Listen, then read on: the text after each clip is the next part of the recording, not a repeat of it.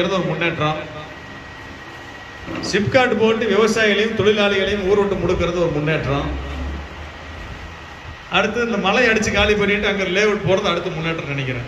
அடுத்து இன்னும் கொஞ்சம் அவர் அடுத்த 5 வருஷம் இருந்தா கள்ளி மண்டியம்னா பார்த்தேன், ஏதோ மழை இருந்ததே போன முறை பார்த்தமே, 4-5 வருஷம் கழிச்சு வந்து அதுக்குள்ள மழை காணமேன்னு பார்க்கணும்.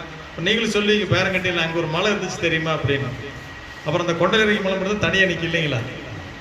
ஆக இந்த பகுதியில் விவசாயிகளை தொழிலாளிகளை பிரித்து மிரட்டி அச்சுறுத்தி வச்சு அப்படியே அந்த கட்டுக்கொலையாம மனுஷன் 6 தேர்தலில் கொண்டு போயிட்டார்.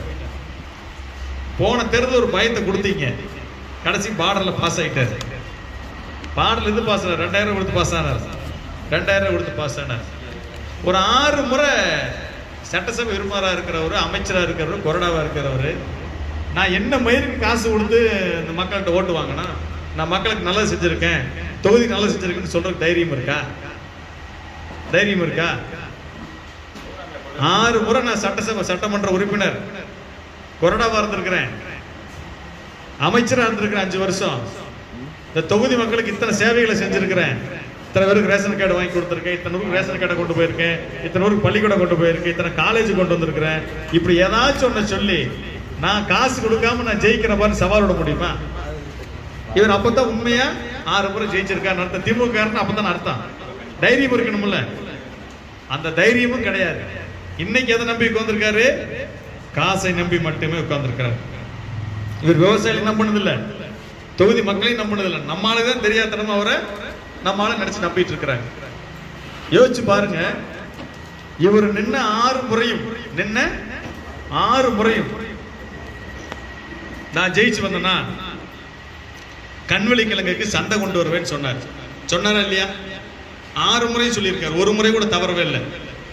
6 முறையும் செஞ்சாரா?